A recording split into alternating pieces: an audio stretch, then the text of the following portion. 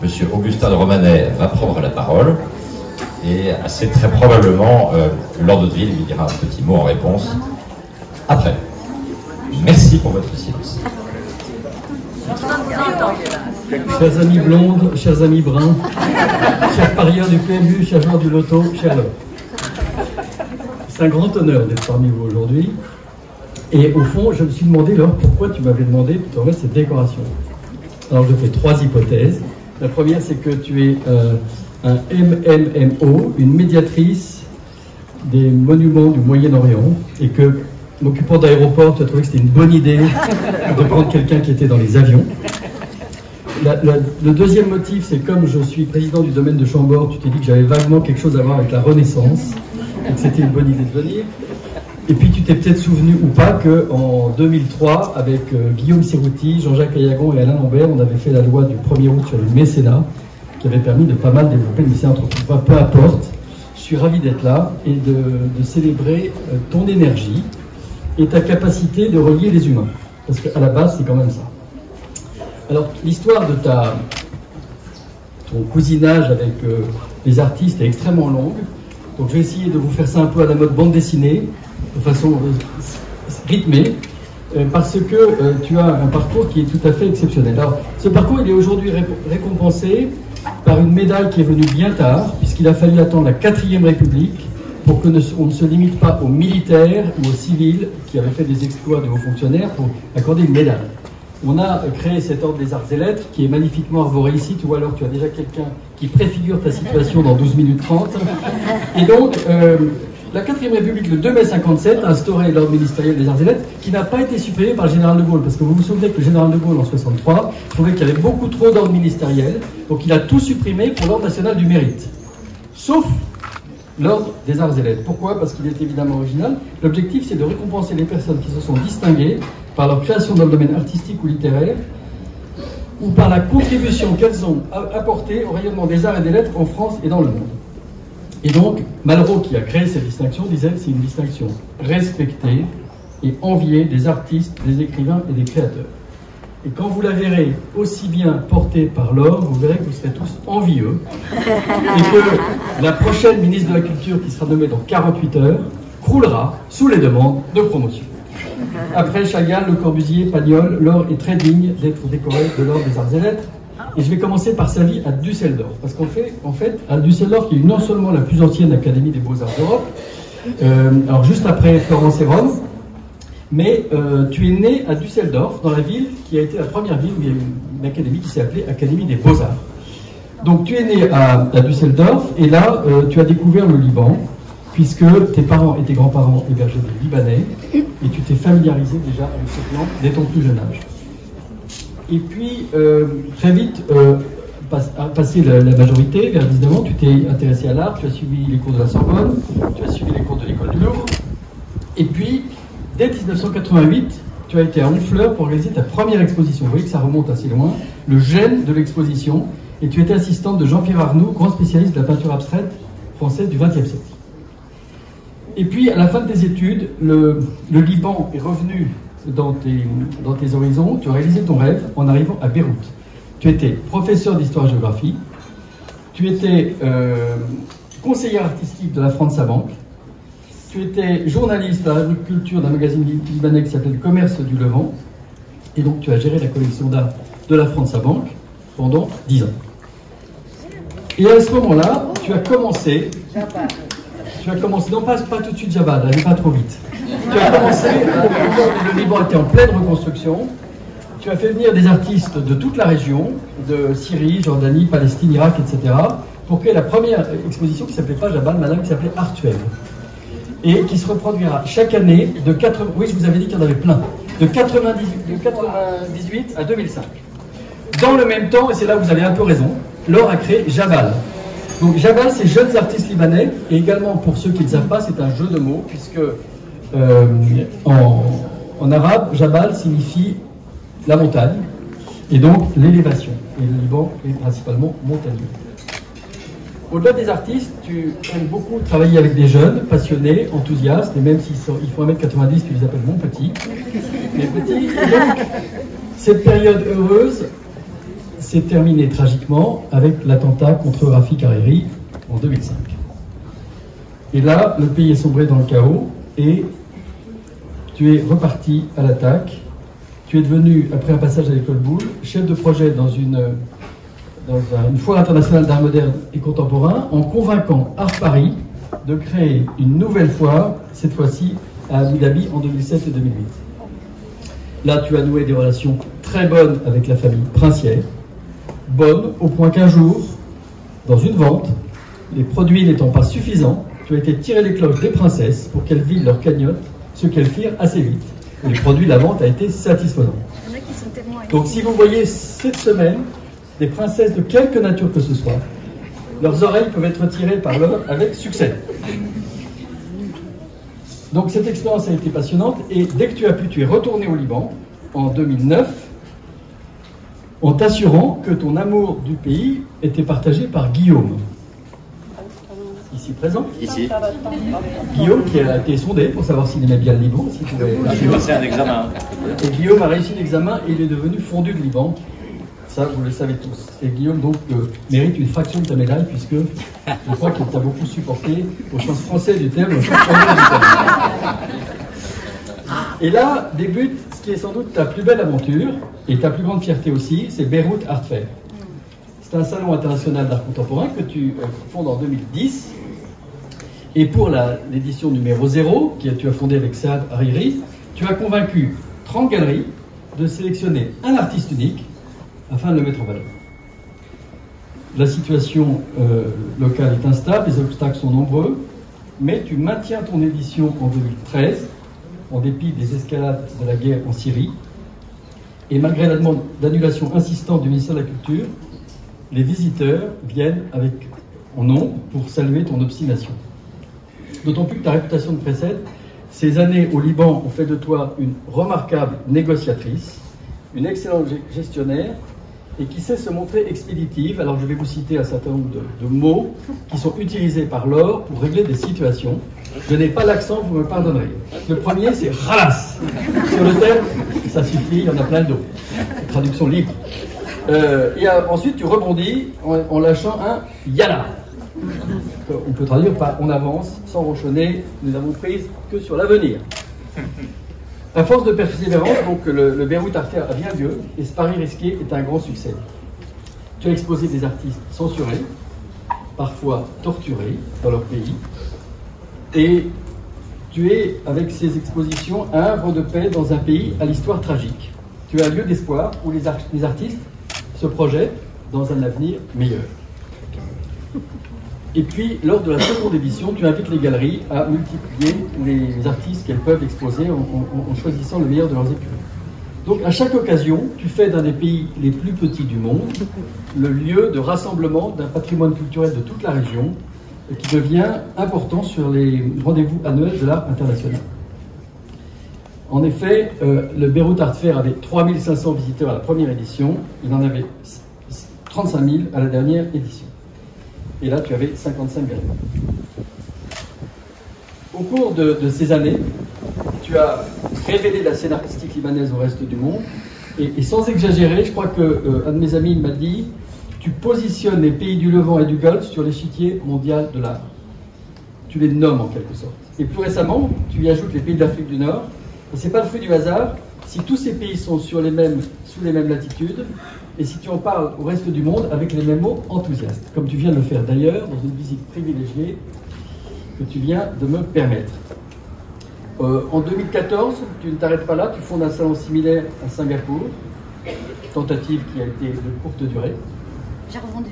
Et puis, tu as fait aussi un prix pour la photographie libanaise, pour installer de nombreux photographes sur la scène internationale.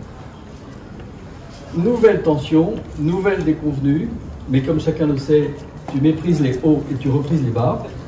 En 2019, des grandes révoltes surviennent à Beyrouth, l'explosion tragique du 4 août et la foire ne peut plus se tenir au Liban. Sur ces entrefaites survient la pandémie, pour tout arranger. Et donc, jamais à court de pirouettes créatives, alors que tu as tout perdu au Liban, et avec l'aimable assistance de ton cousin Paul de Rosen, ici caché, qui est d'ailleurs le mien aussi, tu tu t'engages dans l'organisation de Men Art Fair à Paris avec 22 galeries en provenance de 13 pays et tu réalises un petit exploit, c'est que juridiquement, cette Men Art Fair était strictement interdite. Sauf que tu as été trouvé avec rouerie et intelligence le statut d'officier ministériel de maître Cornette de Saint-Cyr, que je salue bien bas d'ailleurs, qui est par ici, qui nous accueille aujourd'hui. Et donc, mon cher maître, c'est votre statut.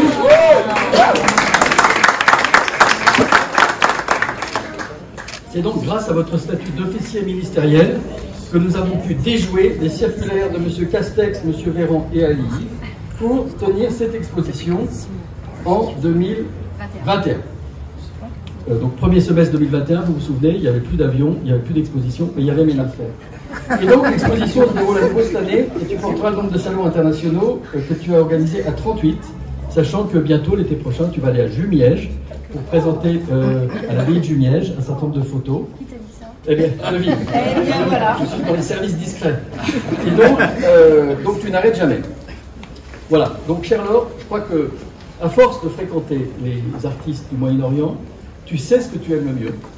Et tu me l'as montré tout à l'heure parce que tu as été droit au but pour me montrer des choses magnifiques.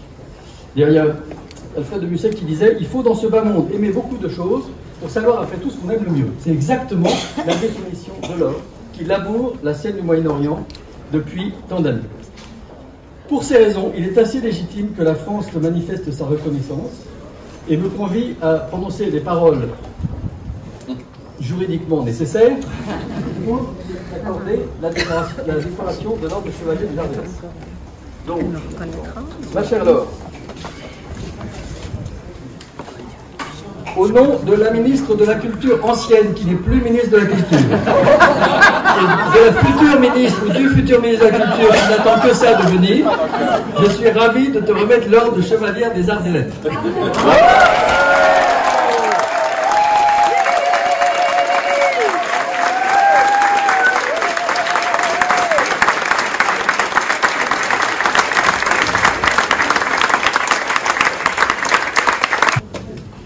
Je te mets pas trop loin parce qu'il faut que je te regarde en même temps. Moi je retiens pas tout par cœur comme toi. Famille chérie, délicieux amis, cher Augustin. Je ne vais pas vous infliger un long discours, mais je me dois de répondre à cet éloge flatteur. Cher Augustin, merci de m'honorer en tête d'affiche en ce moment exceptionnel et bravo pour ta plume si finement affûtée. Bravo pour toutes tes recherches. Je suis bluffée. Il y avait même des choses que j'avais oubliées. J'ai été bouleversée, mais profondément, quand tu as parlé des Libanais réfugiés à la maison, quand j'étais enfant, et que tu as évoqué tout ce qui aurait pu me toucher étant enfant quand j'étais toute petite, sur le Liban et sur notre famille qui a été, en tout cas du côté de maman, qui a été très importante au Liban pour les Libanais, dans les grandes familles libanaises. Et même ma grand-mère, avant de décéder, m'a dit « N'oublie pas le Liban ». Donc le Liban, il est dans mon cœur. Khalas.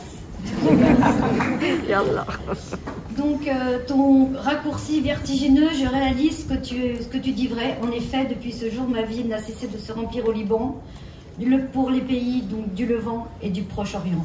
Il est bien naturel, Augustin, que tu fasses semblant de t'interroger sur les raisons pour lesquelles j'ai souhaité que ce soit toi et personne d'autre qui m'épingle cette décoration. Tu as évoqué quelques-unes des raisons qui m'ont fait penser à toi, mais il y en a d'autres. La première, c'est évidemment parce que ta Successful Story te confère le droit de me remettre cette décoration. Je vais développer évidemment sur tes succès qui m'honorent aujourd'hui. Toutefois, même si tu me fais grandir, je demeure petite. J'ai encore besoin de cette estrade que je n'ai pas utilisée. Alors, tous les aéroports me font penser à toi. De façon admirative et affectueuse. C'est-à-dire, tu es souvent dans mes pensées, Augustin. Tous les mois, à Roissy ou à Orly, j'observe les progrès, les évolutions et les améliorations. J'arpente l'aéroport. Je fais quelques emplettes hors taxe dans mes boutiques préférées. Et je visite les expositions temporaires de ce musée que tu as installé au terminal 2E. J'admire les sculptures monumentales qui surgissent d'ici et là dans les halls. Je profite aussi du confort grandissant. J'observe cette espèce de ville nouvelle. Pour moi, c'est une ville nouvelle, tellement bien organisée, qui me fait penser en fait à un immense salon. Je trouve de l'inspiration pour mes propres développements dans les aéroports. Comme dans une foire, la plupart des visiteurs n'imaginent pas la somme de travail et de préparation, d'opération et de réglage, la logistique complexe. Léonie, tu peux comprendre. Le nombre d'interlocuteurs, la quantité des contrôles, les situations qui peuvent dégénérer. Dans le meilleur des cas, à Beyrouth, avec la foire que j'ai créée, j'ai accueilli en 2019 36 000 visiteurs en 5 jours. Toi, à Roissy, cette même année, tu en as vu passer 108 millions. Mais en vérité, le groupe ADP que tu présides a vu transiter la même année 340 millions de passagers dans les 125 aéroports dont vous êtes opérateur. En fait, j'ai envie de faire une foire dans tes aéroports.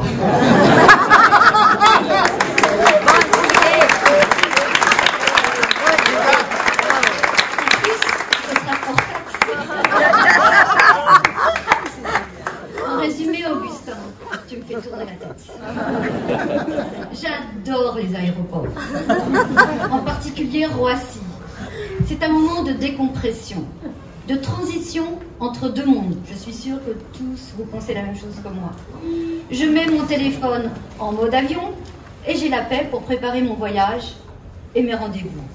Je profite du chapitre aéroport pour vous mentionner ce mélange de vision stratégique, de ténacité et d'insistance qui te caractérise. Je veux parler du Charles de Gaulle Express, ligne directe Paris-Roissy, qui verra le jour en 2027. Tu as remis ce grand projet sur les rails en 2012, après son abandon par ton prédécesseur. Et tu as piloté tes équipes pendant 10 ans dans un vrai parcours d'obstacles. Tu forces l'admiration. Ton claim doit être « Never give up ». Tu as fait rentrer l'art à ADP, mais les arts et la culture font partie de ton ADN. Tu as été administrateur du musée du Louvre-Lens, mais c'est Chambord, où tu œuvres aussi comme président depuis 5 ans. Et j'ai envie d'évoquer. Je me tiens à l'actualité, car l'exposition qui s'y tient en ce moment dit qui tu es.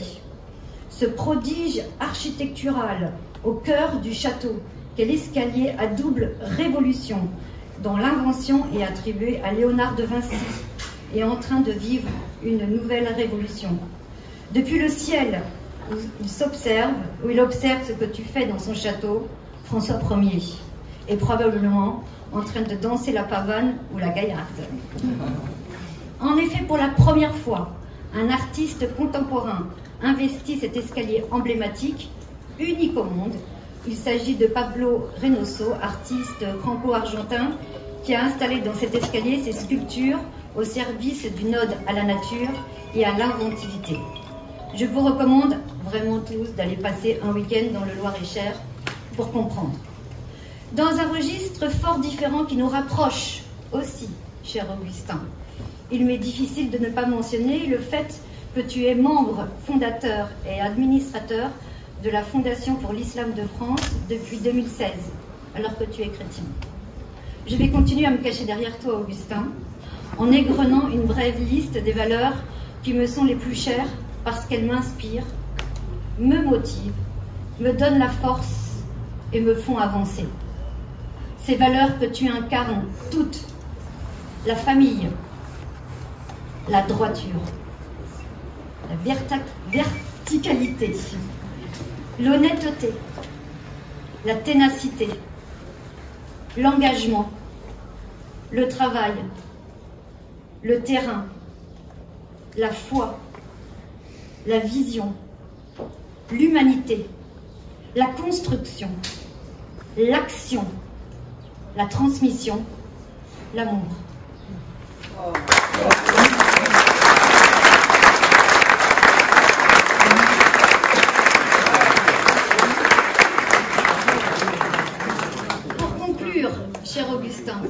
te remercie d'avoir accepté et d'avoir rappelé ce qu'est l'ordre des arts et des lettres.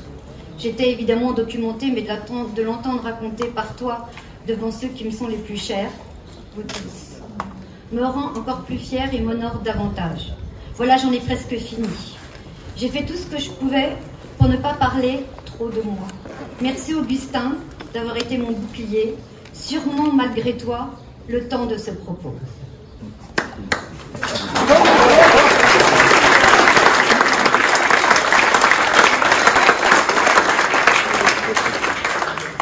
Je voudrais aussi remercier mes filles, Edwige et Constance, mes trésors, qui ne cessent de me soutenir depuis leur plus tendre âge. Pour info, Edwige, lève la main. Dès qu'elle avait 7 ans, elle me servait d'interprète en langue arabe lorsque j'organisais des expos, même si on ne doit pas faire travailler les enfants. Et Constance ne cesse de me donner son avis sur mes développements, mais aussi sur les artistes, leurs propos, les œuvres que j'achète. Et je sais qu'un jour, elle aimerait prendre ma relève.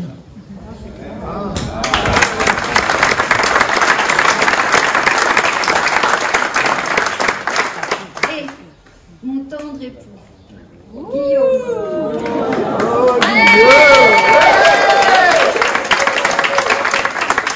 Il ne sait pas ce que je dis sur lui. J'ai peur. Mon tendre Guillaume qui me supporte depuis 13 années, qui m'écoute avec patience, me fait grandir, m'encourage, me protège aussi de moi-même, me comble de bonheur et de douceur, et qui respecte, dans un calme absolu, mes nombreuses idées d'exposition. Je remarque juste qu'il en perd un peu plus ses cheveux. Merci à tous d'être là.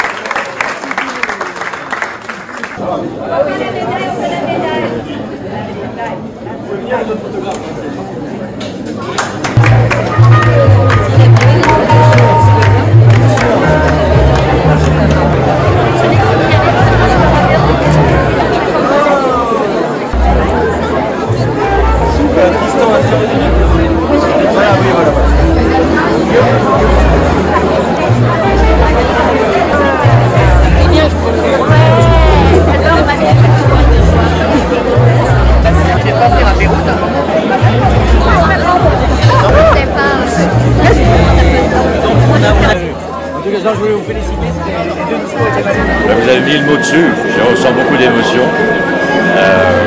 Je connais Laure pour la côtoyer, l'aimer jour après jour. Mais je suis aujourd'hui très ému, très impressionné, très fier. Et elle le mérite largement depuis longtemps. Donc c'est bien que cette récompense vienne couronner le travail de tant d'années au Liban et maintenant en France. Je la supporte, comme le disait M. de Romanet tout à l'heure, dans le sens français et anglo-saxon du terme. Substance français parce qu'elle est épuisante, hyperactive, avec des idées 15 à la minute. Et dans le sens anglo-saxon, c'est qu'elle ressent la solitude du chef, comme tous les patrons. Et c'est bien qu'elle ait un endroit paisible et non agressif à la maison, pour parler ses craintes, ses doutes, ses inquiétudes. Et je suis plus là pour l'écouter que pour lui parler. Mais je suis là, je serai là contre vent et marée par tous les temps. Écoutez, c'est la reconnaissance de qualité d'empathie et de médiation extraordinaire, puisqu'au fond, les artistes n'existent pas s'ils ne sont pas portés à la connaissance des gens qui peuvent y accéder. Et donc, une formule un peu humoristique pour dire que Laure est une MMO. C'est-à-dire une magnifique médiatrice du Moyen-Orient. Et donc évidemment c'est très émouvant de voir la collection de richesses qu'on peut créer à partir de rien, c'est-à-dire l'énergie de la mise en relation. La détermination, la qualité de caractère et l'honnêteté profonde de Laure pour valoriser les artistes qu'elle apprécie, c'est une espèce de force des valeurs de sincérité qui sont particulièrement portées par les femmes. Et donc c'était un grand honneur de pouvoir être avec elle ce soir. Hello, ma'am. Coucou. On voulait juste vous dire qu'on est super fiers de vous et super fiers et bravo pour cet accomplissement. C'est vraiment un bel exemple de résilience, force et stress. Et surtout bravo parce que tout n'a pas changé. Écoute Laure, on est ravis d'être ici ce soir pour avoir pu participer à la remise de ta décoration amplement méritée pour tout ce que tu as fait depuis de longues années dans le domaine de l'art, mais aussi de manière plus générale pour ton pays de cœur, le Liban. Donc voilà, on est venu avec Tiffaine, avec ton filleul Calixte, tout ça pour te dire un grand bravo et te souhaiter plein de réussite dans tes futurs projets. Écoute, très fort Laure. Bisous.